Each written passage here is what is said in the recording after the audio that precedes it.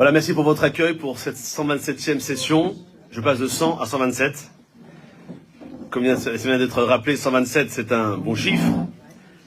C'est Sarah.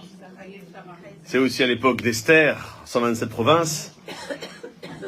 Et en introduction, rappelez que, puisqu'on évoque cette 127e journée d'études à laquelle vous participez, que Chachamim rapporte que cette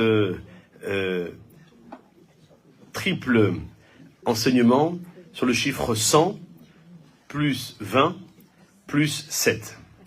Le chiffre 100 correspond à ce fameux Teilim Kouf, le 100, Mizmor Letoda, de dire merci à Kadosh Baruch Hu. Merci, pas uniquement à Dieu, merci aussi pour les hommes à leurs femmes respectives, et les femmes de dire merci à leurs maris respectifs. Merci aux enfants, merci à nos parents, merci à nos copines, merci pour les hommes aux copains, aux voisins, à toutes les personnes que l'on va fréquenter dans notre vie. Parce que sans l'autre, on ne peut pas avancer.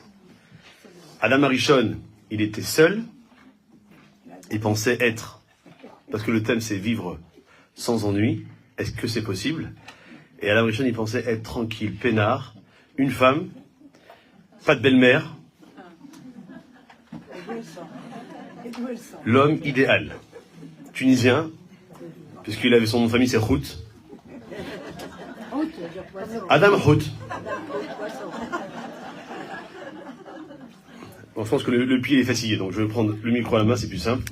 Voilà, parce que sinon j'avais un torticolis à la fin du cours. Et donc de ce fait, on pourrait penser que cet homme, avec cette femme, Chava, vont vivre paisiblement, de façon immortelle. Et puis, je sais pas si c'est dommage, parce que si c'est Trump, dites que c'est le 20 janvier. On a encore un peu de temps. Il attendra Trump. Et donc, de ce fait, pas dommage, parce que je sais pas qui a dit dommage au premier rang, mais si c'était dommage, on serait pas là. Donc, il n'y aura pas le séminaire 19 tous les mercredis matins. Ni 100, ni 127, ni 150, ni 300. Et j'espère être là pour la 555e, comme ça au moins on est sûr de faire, non pas un séminaire spécial Rabat, mais c'est celle tunisien, où l'huile coulera à flot. Amen. Pas sushi, hein, c'est Keilam, Lochia et compagnie. Après, surtout ne faites pas de cours après, ni de Zomba, parce que sinon ça va mal se passer. Et donc depuis, Adam Arishon a fauté avec Rava. Et nous, on est dans cette réparation continuellement. Les femmes ont ce mérite-là d'allumer les nérodes de Shabbat tous les vendredis soirs pour réparer la faute de Chava. Mais dans une semaine, précisément, mercredi soir prochain, tout le monde, hommes et femmes, seront concernés par cet allumage de la Hanoukia. Même si malheureusement une femme vit seule, célibataire, ou divorcée, ou Chal Shalom, veuve, et que la personne avec elle dans sa maison, elle a l'obligation d'allumer chez elle la Hanoukia avec toutes les bénédictions, car les femmes ont été aussi en relation avec ce miracle. Et donc comprendre que la lumière, elle doit toujours nous donner cette espérance-là. Pourquoi j'ai choisi ce thème de vivre sans ennui? Parce que je savais qu'il y avait un cours de halakha sur Hanouka avant. Je sais qu'après vous allez parler d'Ashkafa sur Hanouka. Je sais si on parle que de Hanouka, et on fait que moi je viens avec la recette des beignets, et là on est mal barré. Donc vaut mieux voir autrement. Comment? La paracha de cette semaine, paracha de Vayeshev, va nous donner cette définition. Que Yaakov Avinu, il voulait quoi? Vayeshev. Il voulait être tranquille, mais Eres Meguré Aviv. Dans la terre où ont habité ses parents et grands-parents. On voit bien que dans le texte, non seulement on utilise cette notion de Vayeshev, on traduit par il a demeuré, et Eres, par contre, c'est marqué Me'erez Meguré, la terre où ont habité ses parents. On aurait dû dire que Yaakov Gar, il a habité là où ses parents ont habité. Le fait que la Torah a dit Vayeshev, ça va donner une définition qu'on va voir dans un instant. Juste, il faut donner le mot d'ordre. C'est que tout est marqué dans la Torah. Et pour être plus précis, tout est marqué dans le livre de Bereshit. Vous n'avez pas besoin de voir ailleurs. Toutes les parachiotes qui se sont succédées depuis Bereshit, après Simchat Torah, et qui vont se poursuivre jusqu'à Vayechi, début janvier, eh bien, c'est la trame de notre vie. Et je vais être encore beaucoup plus complet avant de développer, c'est que non seulement le livre de Bereshit, il nous donne cette définition-là, mais en plus, le livre de Devarim, le livre qu'on appelle le Mishneh Torah, qui est la répétition de tout ce qui a été dit dans la Torah, va nous donner aussi cette définition-là. Alors maintenant, je explique. Quelle est la première paracha de la Torah? Bereshit. Bereshit, c'est le commencement. Parce que notre vie, elle commence dès qu'on arrive sur Terre. Tant qu'on est dans le ventre de notre mère, on est tranquille. On mange gratos, on boit gratos, on voyage gratos, on fait tout gratos. Et on ne veut pas sortir. Le corps, il veut sortir parce que le corps, il est attiré par la matière. Et sushi, il y a ça. Mais la neshama dit, c'est pas pour moi. C'est pas pour moi. Et c'est pourquoi que Yaakov, il va demander à vivre sereinement. Yaakov, c'est pas n'importe quel juif. C'est Yaakov Avinu, c'est notre patriarche. Comment Yaakov Avinu, il peut espérer vivre dans ce monde-ci, comme on dit chez nous, carnet tranquille? Ça n'existe pas. Ça n'existe pas. Pourquoi? Parce que le juif que nous sommes et la juive que vous êtes, on n'a pas comme destination ce monde-ci. Notre orientation, elle est dans le Olam Haba. Or, cette notion de sérénité, de vivre sans souci, elle aurait pu arriver chez Avraham Avinu. Avraham Avinu, qu'est-ce qu'il avait? Mais il a eu une femme, Agar, avec laquelle il y a eu Ishmaël, qu'on connaît très bien, et Israël, avec Sarah. Et pourtant, il n'a pas demandé à vivre en sérénité. Il savait très bien que la vie passerait, la vie spirituelle, la vie du monde entier, vivrait par rapport à Israël. Qui est Israël? Ikaré le Chazara. T'as deux enfants, mais c'est Israël qui sera ta prolongation, ton prolongement. De faire en sorte que nous, on est toujours en train de se demander, est-ce que nos enfants, c'est le même père, c'est la même mère? Comment on fait pour avoir des enfants aussi différents les uns par rapport aux autres? Comme les 5 doigts de la main. 5 sur eux et 5 aussi sur nous. Il est très chaud déjà. Il faut savoir que je dois rentrer ce soir en Israël. Qu'est-ce qui m'attend? Et donc de comprendre quoi? Avraham Avinu, il a compris que c'est Israël qu'Akadosh Baruch Hu lui a dit. Lorsqu'il lui a dit, va sacrifier ton fils. Il ne l'a pas dit de façon rapidement. Parce que chez nous, chez les Juifs, on adore donner les mauvaises nouvelles. Tu sais ce qui s'est passé? D'un seul coup, boum, la bombe. Non, il faut préparer l'état d'esprit. Sarah, dont on a parlé tout à l'heure, qui est morte à 127 ans, elle est morte d'un seul coup. Parce qu'elle a appris d'une façon rapide que Israël allait être sacrifié. Elle ne connaissait pas la suite parce qu'il n'y avait pas de WhatsApp, ni de SMS, ni de Zoom et Walou.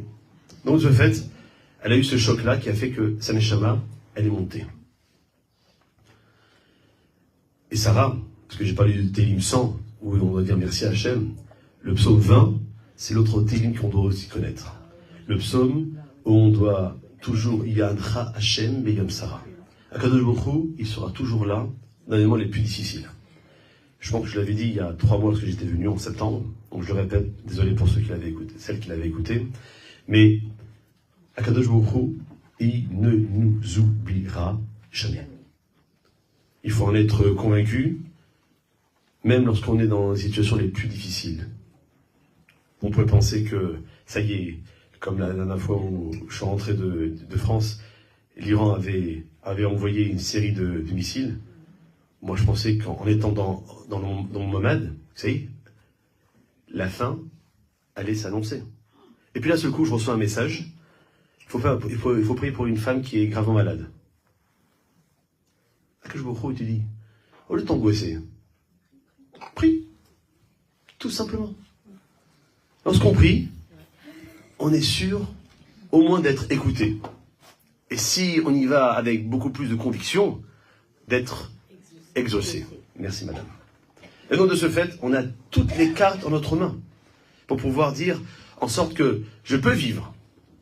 Je n'ai pas besoin d'aspirer à vivre dans l'absence de soucis, parce que ce monde-ci n'est pas fait pour ça. Le Zohar Kadosh rapporte que le Olam dans lequel nous sommes, le monde dans lequel nous sommes, c'est le monde du Sheker.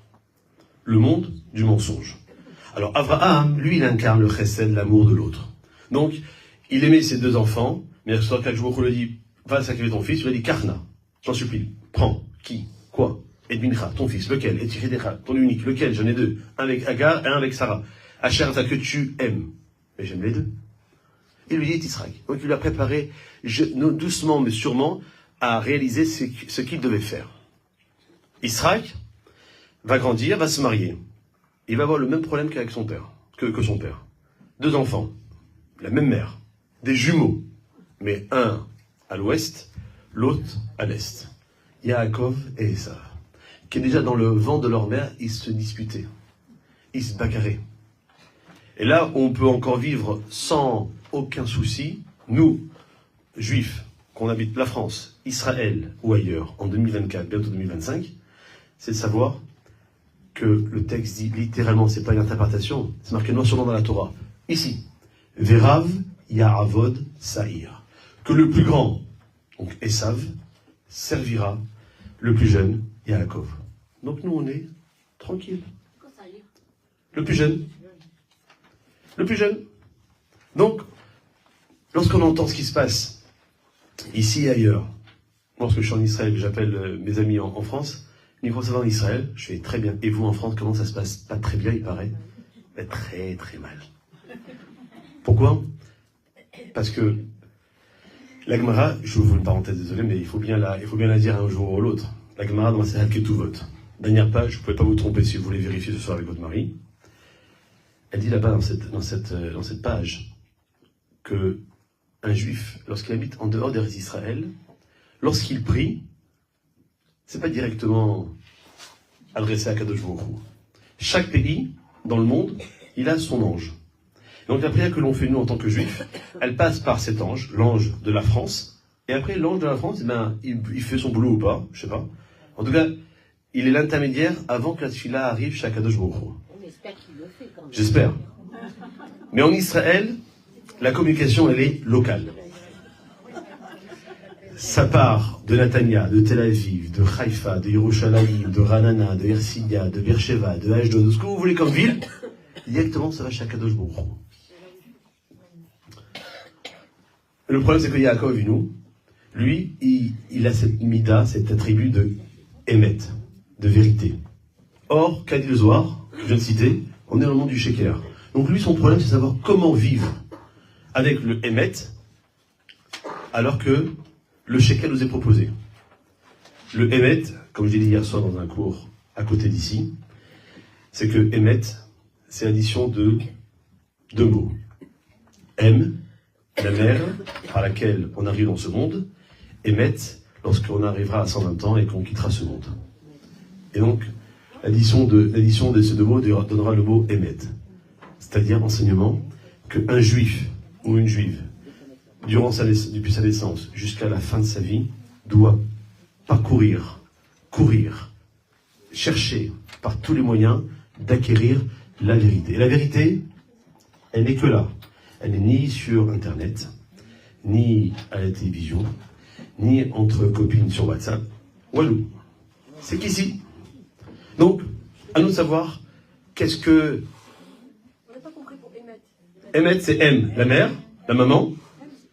Ima, c'est maman, mais la mère, c'est M. Kiboud, Av, va M, le respect du père et de la mère. Emet, c'est... Vous avez compris. Emet, c'est... Depuis comment on sort du ventre de sa mère jusqu'à la fin, jusqu'à nos 120 ans, on doit être dans cette recherche ininterrompue de la vérité. Met, M, mère, et Met. Donc demain soir, ce sera la Iloula de Rabbi Israël Tayeb Lomet. Parce que chez nous, pas nous uniquement les Tunisiens, mais nous dans la Torah, cette notion de Met n'existe pas. On dit que quelqu'un il est niftar, ou une femme est niftera, du lachon, de la racine patour, qui veut dire dispenser. Quelqu'un qui quitte ce monde, et dispenser des mitzvot, ça il est fini. Il a fait ce qu'il pouvait faire dans ce monde. Donc cette notion de Met n'existe pas. Oui. Israël, Chai, Tayeb, Lomet. Ah maintenant il va. On rentre dans la profondeur. Je dis que la première paracha, c'est Bereshit. Parce que Bereshit, c'est tout le monde a une vie. Et je dis qu'on met en parallèle Bereshit et Devarim. Quelle est la première paracha de Devarim? Devarim. Donc c'est quoi Devarim? C'est deux choses. C'est les choses, Davar c'est une chose, et c'est aussi Dibour, les paroles. Parce que, doit comprendre que lorsque un enfant arrive dans ce monde, la seule chose qu'il ne fait pas, c'est qu'il ne parle pas. En tout cas, pas pour l'instant. Et donc, de ce fait, on va lui donner les moyens pour pouvoir communiquer au fur et à mesure qu'il avance dans l'âge. Un être humain, lorsqu'il arrive sur Terre, il est confronté à plusieurs difficultés. Mais est-ce que on doit se dire, parce que l'enfant, lorsqu'il arrive dans ce monde, il pleure. Pourquoi il pleure? Parce qu'il sait que maintenant il est rentré dans le monde des requins. Rien n'est gratuit. La moindre erreur peut nous être fatale. Nous, entre êtres humains et entre juifs, c'est la catastrophe totale. Donc, on doit quand même s'équiper pour éviter de tomber dans la dépression quasi totale, pour ne pas dire entière. Comment on fait? On lit les parachiotes. Qu'est-ce qu'il y a après Bereshit? Noir. C'est quoi noir? Ok, c'est noir avec le début, mais c'est aussi le verbe la noire. C'est quoi la noire? Qu'est-ce qu'il fait un bébé? Il se repose. Il se repose. Il mange, il dort. Il dort, il mange. Il y a des gens qui malheureusement font ça toute leur vie. Surtout en France, il y en a qui ont, au Hachem, grâce à Pôle emploi, ils sont tranquilles. Et il n'y a pas de plus grave que l'oisiveté. Lorsque j'ai quitté Israël il y a 10 jours, la veille, c'était un Shabbat, quelqu'un de ma show m'a dit mais Rav, si je suis assis chez moi, rideau fermé, et lumière éteinte, que je suis assis et j'attends que le temps passe, je ne fais pas de faute. Tu penses que tu ne fais pas de faute. Mais l'acte, il n'y a pas. Mais la pensée, c'est la plus dure. La pensée, elle peut te transformer un homme ou une femme d'un côté comme de l'autre. C'est pour ça que le Télim numéro 100 dont j'ai parlé tout à l'heure, il dit quoi là-bas? Eivdou et Hashem besimcha. Il faut servir Dieu dans la joie. Il y avait un rat qui s'appellera Rabbi Simcha Sissel. Il dit, c'est quoi la simcha? C'est quoi la joie? Si vous voyez quelqu'un qui arrive au séminaire, elle est comme ça. Bon, il faut hocher les mains. Et deuxièmement, c'est pas ça la simcha. C'est pas juste montrer ses dents pour voir que les dents sont blanches, elles sont bien alignées. Non. Ça, c'est, dit Shlomo Meller, c'est synonyme d'être d'une folie. Non sur blanc. C'est quoi être dans la simcha? C'est savoir que lorsque moi je suis arrivé à l'entrée du Makom, de l'endroit, tous mes soucis, je les ai mis à l'entrée. Je rentre et je ne vais faire payer personne parce que j'ai des soucis. Sinon, chacun a des soucis, on est foutu. Donc, lorsque on demande avec le demande de servir, de prier Hachem et Simcha, si tu veux quelque chose t'aide, alors ne viens pas dire, bon, allez, je fais Shema Israël. Mais j'ai pas envie de faire Shema Israël, j'ai envie que mon problème il se résout. Mais Shema Israël, la Shalva, cette sérénité qu'il a aspiré Yaakov dans cette paracha de Vayeshev, Shalva, c'est 341. Et 341 en valeur numérique, ça veut dire avec le mot Shema, mais pas avec le Aïn. Shin Mem Aleph. C'est quoi Shin Mem Aleph? C'est peut-être. Ah, peut-être que Kajoukou, il va m'aider. Peut-être qu'il va pas m'aider. Et quelle est la valeur numérique du mot Mashiach? 358. Quelle est la différence entre les deux? 17. C'est quoi 17? Tov. Tu veux être dans une sérénité quasi totale, alors mets le Tov, mets le bien, mets la Torah, mets Dieu dans ta vie. Si tu le mets, il n'y a pas de problème. Pourquoi les Hashmonaïm, alors qu'ils étaient peu nombreux, ils n'avaient pas beaucoup d'armes pour se battre, que je vous ai dit, hey, on a ta maison à défendre. Donc tu nous aides. Parce que si tu ne nous aides pas, on est vaincus d'avance. Nos frères, nos enfants de Tsahal, combinent tous les jours. Ils ont aussi cette même, pour la plupart en tout cas, cet état d'esprit. On y va, on peut liser sa vie. Ils ont 19 ans, 20 ans, 21 ans. Non plus. Et Akadosh Baruch Hu, il s'occupe du reste. Donc si tu t'occupes, si tu fais ça les simcha, dans la joie, c'est-à-dire quoi? Comprendre qu'Akadosh Baruch Hu, c'est le seul partenaire avec lequel tu peux arriver à destination, alors tu peux vivre sereinement, malgré les impôts, malgré la pollution, malgré que tous les 3 mois en France, il y a un Premier ministre, malgré, même des fois, un malgré canard. Et pourquoi pas? Donc quoi?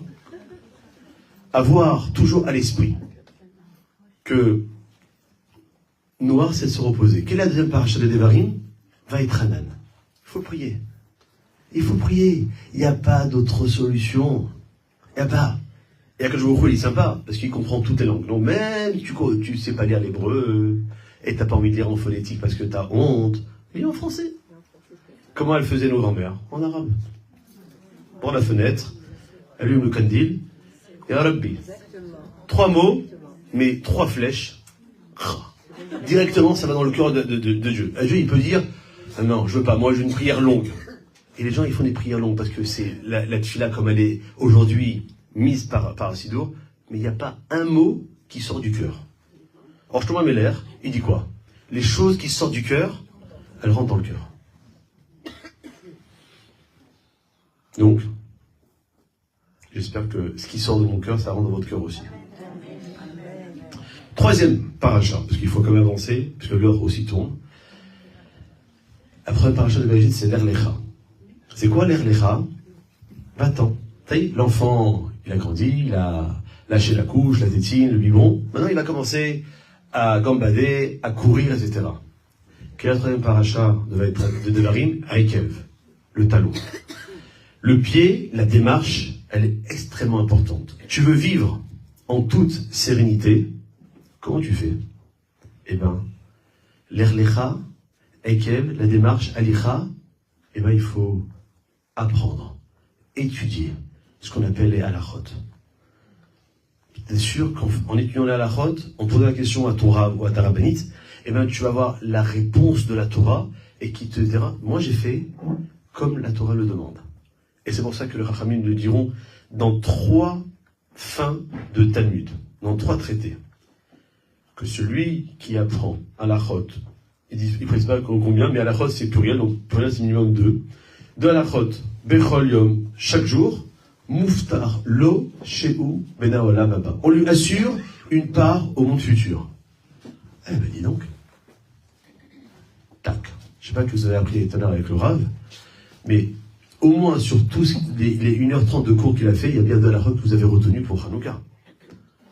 Moi, j'en ai donné une, que même une femme qui habite seule, elle a l'obligation d'allumer la Hanoukia tous les soirs avec bracha. C'est une halakha. Allez, on la même pas. Encore une halakha et c'est bon, on est bon.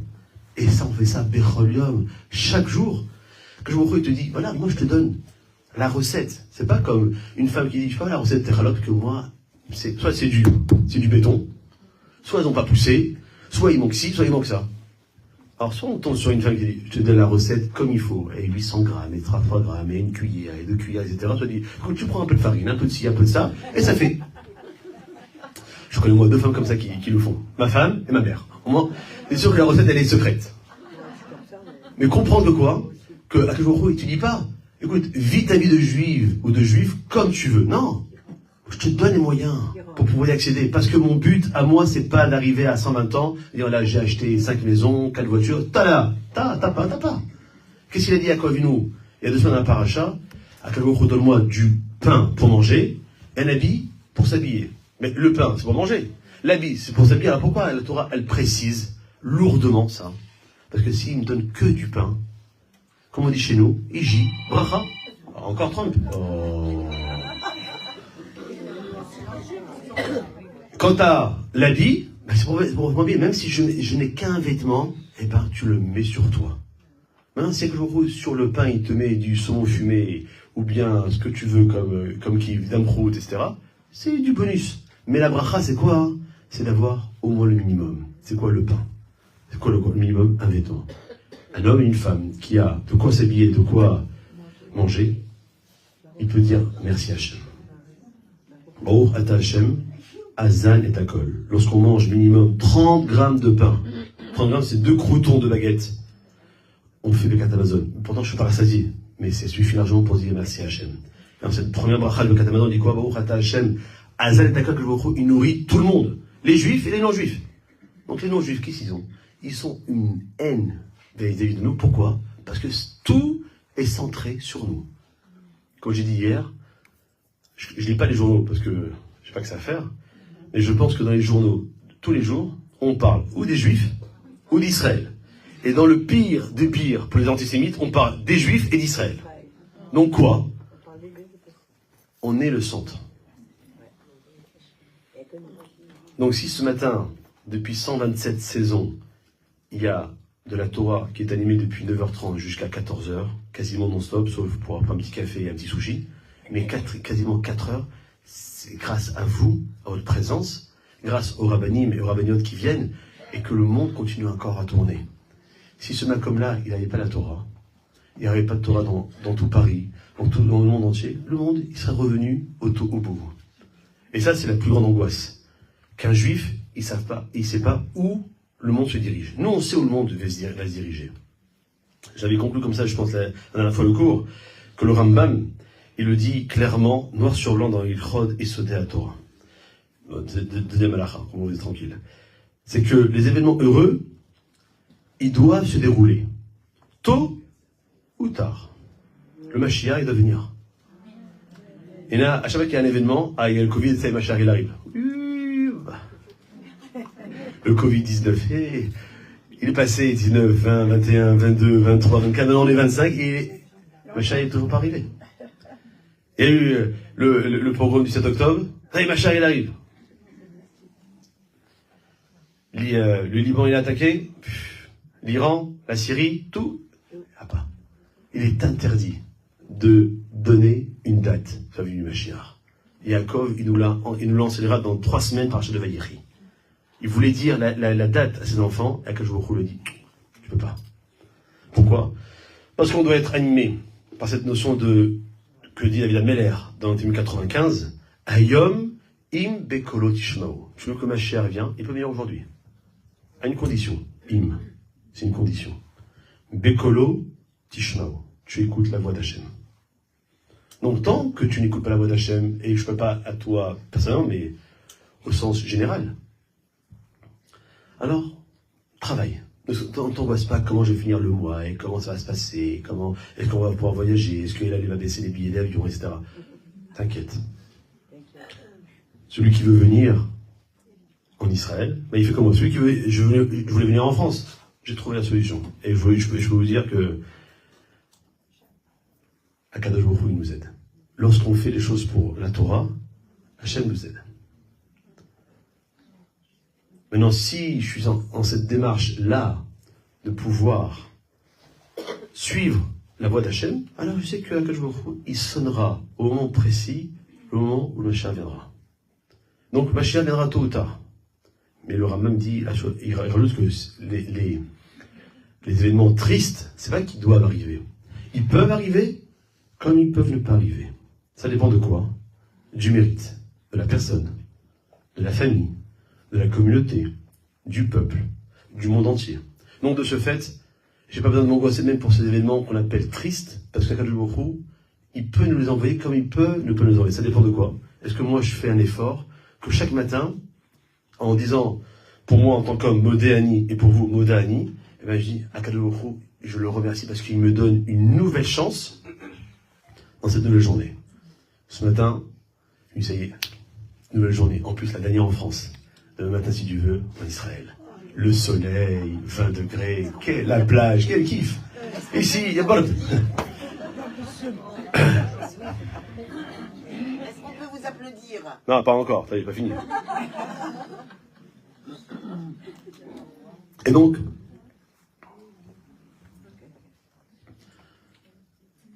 de savoir que vivre dans l'angoisse, ça nous donne moins de force pour faire quoi que ce soit spirituellement ou matériellement, physiquement. Quelqu'un qui a reçu une lettre de licenciement, mais dans ta maison, qu'est-ce qu'il va faire? Il Il va s'allonger dans son lit ou dans son fauteuil, la couette, il va commencer à pleurer, à s'énerver, à se poser 1000 questions. Qu'est-ce que je vais faire demain? Comment je vais payer, etc. Baruch Hagever, Hashem Iftar Hashem, Ve'aya Hashem Iftaru. Béni l'être humain qui a confiance en Dieu, parce que Ve'aya, dans la Torah, c'est un langage de simcha. La joie, elle doit venir en toi, parce qu'Akadosh Baruch Hu, il va t'aider. Par contre, celui qui dit Baruch Hagever, Hashem Iftar Ba'adam, moi, je suis un être humain, j'ai confiance qu'en l'homme, à Paul, emploi, aux ascétiques, à la CAF, et tout ce que vous voulez, à un moment ou à un autre, il n'y aura plus d'argent dans la caisse. Comment ils vont faire? Et moi je dis ça sous le ton de la plaisanterie, mais en même temps, je pleure. Parce que même si j'habite en Israël, je suis quand même conscient et je suis reconnaissant de la France, où je suis né, où j'ai grandi, où j'ai travaillé, j'ai même fait mon armée. Mais comprendre que on ne peut pas s'arrêter sur les cadeaux que la société peut nous offrir. Et Shlomo Meller, il l'a dit. Sonné Matanot, il riait. Celui qui est les cadeaux vivra. Il y a des gens qui adorent les cadeaux. Tu me fais un cadeau pour un anniversaire de mariage, et il est pour les 6 mois de notre mariage. Et tu te rappelles le jour, l'anniversaire où on s'est rencontrés la première fois sur la plage. La première fois où on a pris le café ensemble. Et la première fois où on est parti au restaurant. Tous les jours, tu as la fête. Un cadeau, ça ne doit pas être animé par un événement. Ça vient aussi du cœur. On continue. Vaïra. Notre enfant, il grandit, il sort, maintenant Vaïra, il regarde. La paracha qui a aussi dans les Devarim, qui après lesquels, c'est quoi? C'est Réé. Le regard est tellement important. On doit faire aussi attention de ne pas tomber dans le mauvais regard. Le regard négatif, le regard de la jalousie, le regard de l'interdit. C'est pour ça que nous avons 2 yeux. Un pour fermer, pour ne pas voir les choses qui ne sont pas à nous. Et l'œil droit, ça correspond à ce que je me montre de beau dans ma vie et que je dois regarder pour apprécier. Et dans la Kabbalah, on dit que le Rosh Chodesh qui s'élève correspond à l'œil droit. Parce que lorsqu'on, mercredi soir prochain, on va commencer à allumer la Hanoukia, c'est pas qu'on allume une bougie un soir, et puis une autre bougie le second soir. Non. Une bougie le premier soir, puis 2, puis 3 pour arriver au 8e soir, 8 bougies. Et de voir quoi? On ne se sert pas de ces bougies. Elles ne sont pas là pour nous éclairer, pour en tirer profit. Juste les rotam bilvad. Uniquement que pour les regarder. Et si on veut faire le kiff jusqu'au bout, et c'est ça la plus grande vie sans souci, c'est quoi? C'est de prendre la chaise, de s'asseoir devant pendant une demi-heure et le kiff. De chanter, de dire merci à Kadosh Baruch Hu, de raconter l'histoire à nos enfants, de savourer ce plaisir-là qui faisait que les Grecs, ils marchaient même. Il n'y a plus de Grecs. Hein. On n'a pas retrouvé la trace des Grecs. Comme celle des Perses, comme celle des Babyloniens, comme celle des Égyptiens, et bientôt du Hamas, du Hezbollah, de tout ce que vous voulez ou pas. Et les Juifs, ils sont toujours là. Et de dire merci à Hachem, Toda, Kadosh Baruch Hu. Le fait de rester comme ça, de dire Rabbi Nachman de Breslev, et de rester une demi-heure devant ces bougies de Hanouka, ça nous amène que de la sérénité. Oubliez le portable pendant ces demi-heures-là. Oubliez la télévision, oubliez le téléphone, oubliez Internet, oubliez tout ce que le monde extérieur nous propose, même des fois sous forme d'agression. Et profitons tous les soirs. Et cette année, je ne pense pas qu'on puisse trouver une excuse. C'est en même temps les vacances de fin d'année, donc on est bien avec tous les gosses toute la journée. Ah, le grand kiff. Qu'est-ce qu'il y a après Vaïra? Chai et Sarah. Chai et Sarah, ça rappelle le premier mariage du peuple juif. Puisque Avraham n'était pas Avraham lorsqu'il a connu Sarah, il s'appelait Avram et Sarai. Donc Israël est quelqu'un votre premier mariage. Qu'est-ce qu'il y a après Réé? C'est Shoftim. Parce que lorsqu'on se marie, on est juge, mais pas de l'autre. Ouais, t'as vu comment avant elle était belle, elle était sympa, et lui il était serviable, il ouvrait la porte, la voiture. Maintenant, au walou. C'est le problème. de celui qui ne s'est pas préparé au mariage. Savoir que chaque jour, c'est un nouveau mariage. Bon, il y a des femmes qui, lorsqu'elles entendent ça, t'as vu le rabbin dit nouveau mariage, donc un cadeau. Mais à part le cadeau, comprends que c'est quelque chose qui doit se travailler. Un amour, qu'il soit entre un homme et une femme, entre Dieu et nous, ou bien même entre nous-mêmes, les hommes entre nous et les femmes entre vous, c'est quelque chose qui doit se travailler. Parce que sinon, on laisse passer le mot le plus détestable du dictionnaire, la routine. Routine. L'habitude, la rada. Voilà. C'est encore plus. C'est la vraie coutume. C'est celle qui fait que, comme j'ai dit la semaine dernière dans un cours, j'ai dit qu'on est habitué, moi je me rappelle il y a 40 ans. Pas mal, hein. On a acheté les bougies paquet bleu. À l'intérieur, il y avait des bougies de toutes les couleurs. Jaune, vert, bleu. C'était sympathique. Mais lorsqu'on arrive au vendredi après-midi pour allumer les Hanouka, ça marche pas. Parce qu'elle ne dure pas assez de temps pour que ça brûle. Avant l'entrée de Shabbat, jusqu'à une demi-heure après tomber la nuit. Non, va expliquer ça à quelqu'un qui est resté obtus. Non, nous on a la rada, ça reste là. Parce que c'est dans la routine. Le fait qu'il doit changer sa façon de faire, c'est lui couper la tête. Et c'est valable dans tout. Donc lorsqu'on dit Chaye Sarah et Shoftim, savoir que c'est pas que je suis en train de juger l'autre partenaire, c'est que je me juge moi. Est-ce que je suis vraiment le mari idéal? Je m'approche plus de la perfection ou bien de l'imperfection. Et la femme, elle doit aussi poser la même question. Même si tous les vendredis soirs, votre mari vous dit j'ai trahi le mime ça, des fois, s'il le dit rapidement, c'est que il faut revenir aux 33 tours. S'il le fait comme on voit dans les messages maintenant, on appuie sur x2. Hey, c'est fini, hey, j'ai trahi, qu'est-ce qui se passe? Je suis fatigué. C'est 30 ans, ça fait beaucoup.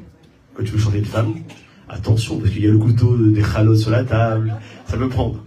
Donc savoir qu'on doit toujours faire en sorte, si on veut vivre en toute sérénité avec son mari, ou bien avec sa femme, et bien de toujours être dans cet esprit de vouloir avancer, progresser. Et l'un en même temps que l'autre.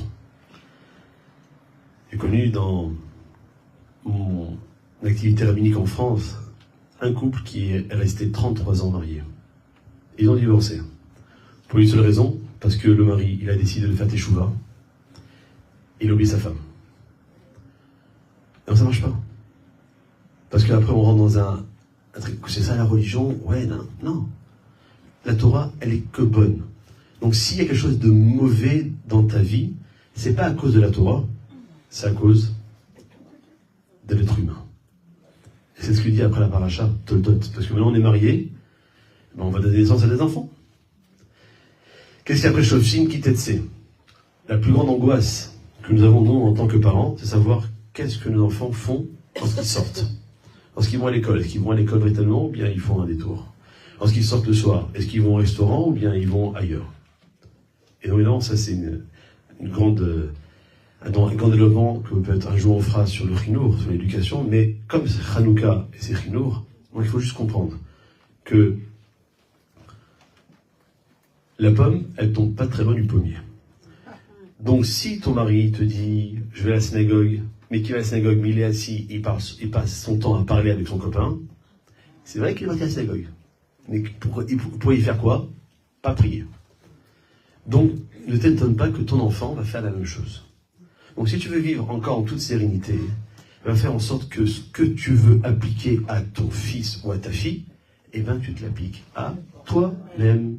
Sinon, ça ne marchera pas. Surtout que nos enfants, c'est des puissances 10 minimum pour faire les choses que nous, on n'osait pas faire à l'époque où on était enfant. Donc, c'est aussi ou un stress, ou pas. Mais j'avais dit un joli mot au nom de Jubilé du Rav, dans un des premiers cours que j'ai donné il y a 10 jours. J'ai oublié. Désolé. Ça peut arriver des fois. C'est que si je veux réussir, je dois mettre Dieu dans ma vie. Comme on dit la réussite en hébreu, Aslacha. Asara commence par un He, c'est fini par un E. Donc, la lettre de Dieu, elle est bien ici. Et qu'est-ce qu'il y a au milieu? Tzadik, Lamed, Chet. À l'envers, ça fait le mot Lachatz. C'est quoi Lachatz? La pression. La pression. Lachatz, pas Nachash. Ça peut arriver. Lachatz, la pression. Si je mets Akadosh Baruch Hu dans toutes les démarches de ma vie, quel que soit le domaine, alors je peux y aller tranquillement. Pas que, bon allez, je sais que mon fils, il a un téléphone cachère, il n'y a pas de télévision, etc. Je sais qu'il va aller au Kollel, au Beth Midrash, à l'Yeshiva. Rassure-toi. Donc prie à Kadosh Baruch Hu que son cheminement va arriver à destination. Et faire en sorte que lorsqu'il revient, eh ben, il est bien parti avec un taïd katan, il n'est pas revenu avec un tatouage. Dieu nous préserve. J'ai dit Chadé Shalom, j'ai précisé. Mais ça existe, malheureusement. Et que bon, il faut bien quand même que je vous partage, pas les angoisses que j'ai, mais les angoisses que les autres me confient. Comme ça, au moins, on est ensemble, dans le même paquebot, en espérant arriver à bon port. Amen. Et qu'est-ce qui se passe après? Donc, Toldot, donc Vayetse, il sort. Et c'est en phase la paracha qui suit, Kitazek, Zeki, Tabo. Parce que l'extérieur, c'est tellement dangereux. Dans 7 jours, merci Hachem, on aura tous cette misa de la Chanoukia à accomplir. Si on habite au premier étage, au rez-de-chaussée, au deuxième étage, au plus troisième étage, on met la Chanoukia à la fenêtre, sur le côté où les passants puissent admirer de l'extérieur, voir la Chanoukia. Si j'habite en étage supérieur à 3 et qu'il n'y a pas de bâtiment en face, là où j'habite, alors je mets la Chanoukia à l'entrée de chez moi, du côté gauche. Parce qu'à droite, il y a la mezouza. Pour me rappeler que lorsque je rentre chez moi, eh ben à droite, la mezouza, à droite, c'est l'amour. Je rentre chez moi, il y a des choses qui restent dehors.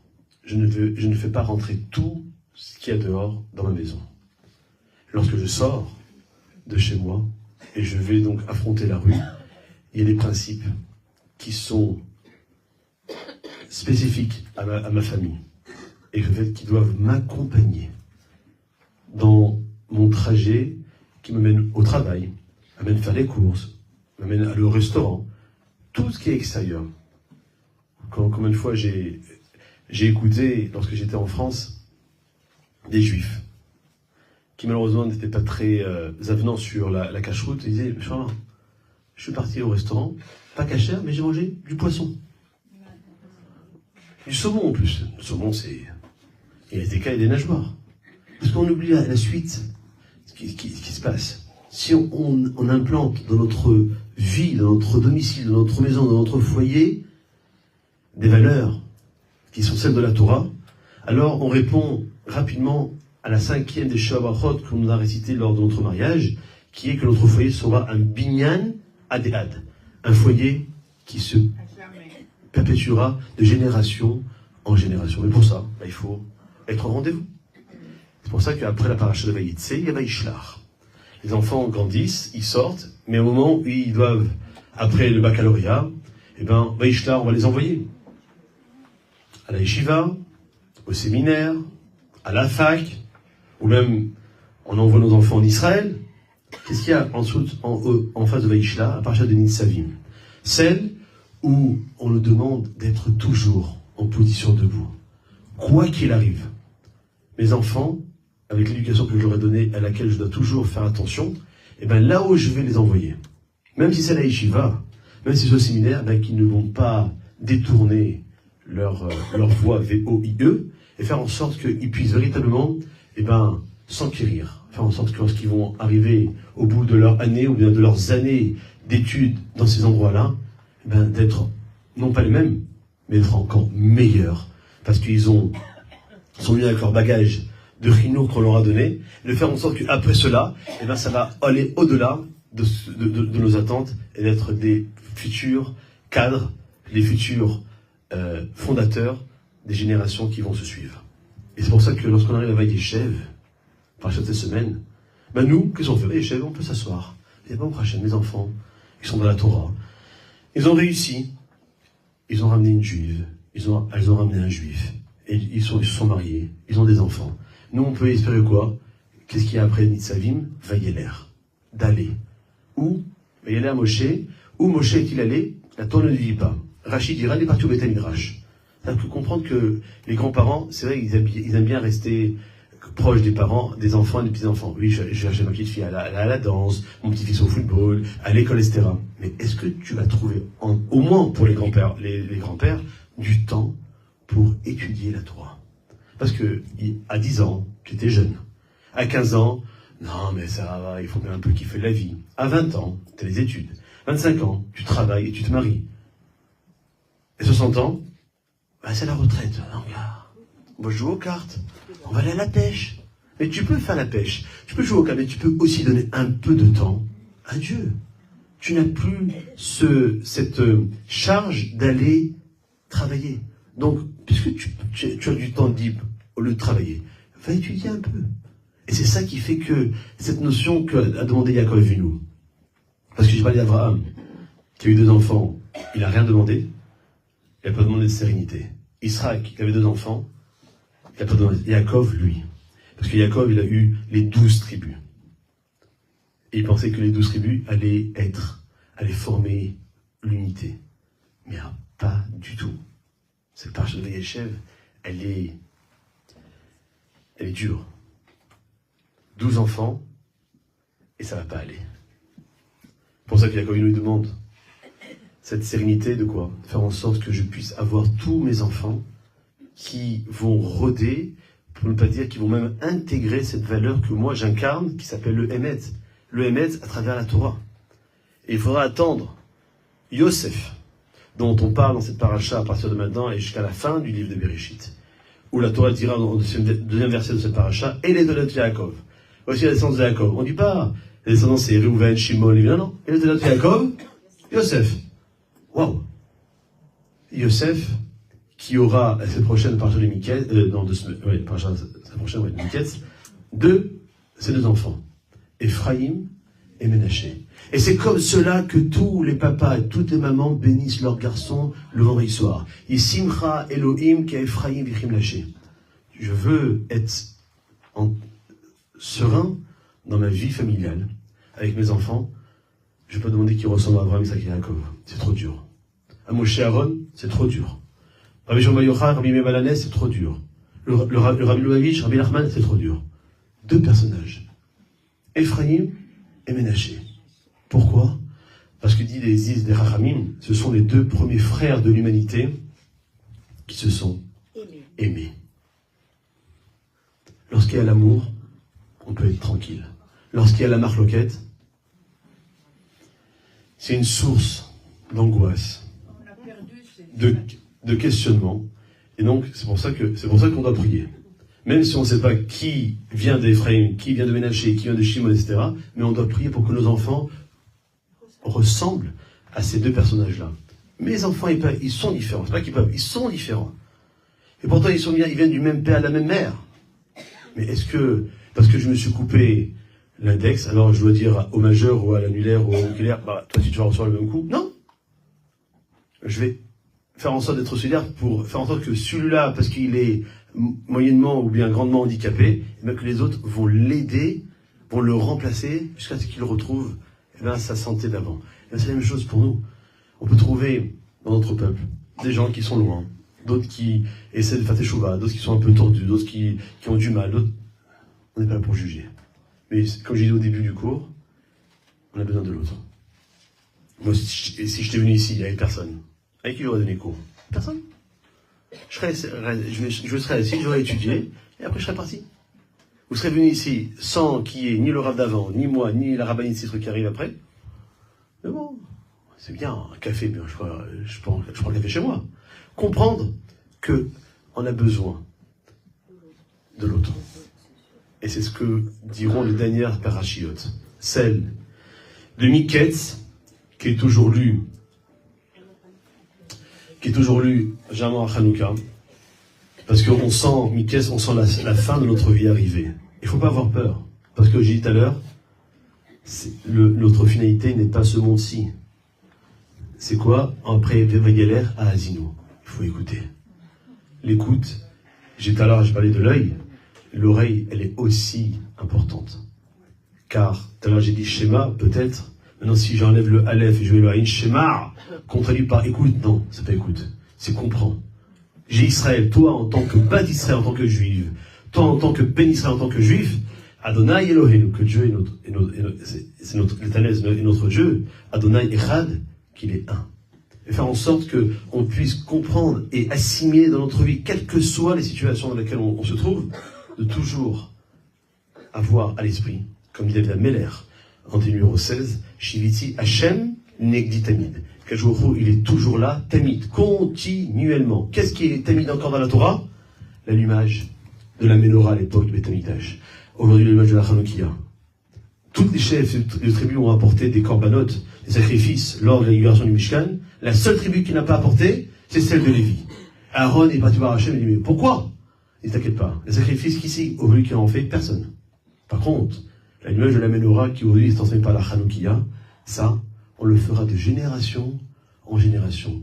La lumière, elle doit être continuellement en nous, chez nous, avec nous, pour faire en sorte que le rocher, cette obscurité de l'extérieur, de la société moderne, eh bien, elle n'envahit pas ma maison, ma neshama, mon corps, ma vie.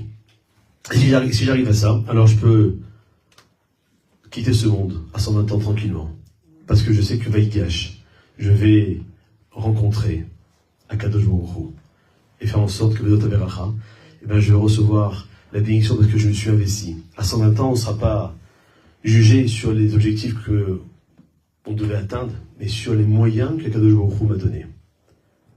Je suis généreux, j'ai de l'argent. Est-ce que je donne l'argent avec le sourire, ou bien je dis, allez, donnez combien vous voulez pour le séminaire? 1000, 1000, mais j'ai pas envie de donner 1000.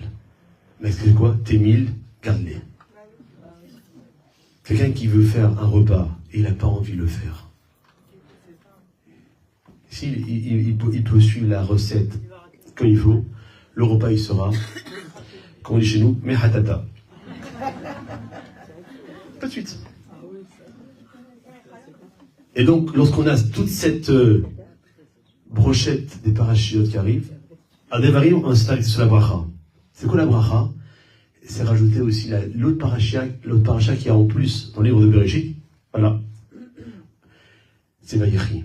Parce que lorsqu'on quitte ce monde, on n'est pas mort. On continue encore à vivre grâce à la transmission que j'ai donnée à mes enfants et à mes petits-enfants, et que ce souvenir-là, eh ben, il se perpétuera grâce à cette transmission, et que grâce à Hachem, eh ben, nous puissions passer d'excellentes fêtes de Hanouka dans la joie, dans le shalom, dans le tov et Hachem. Amen.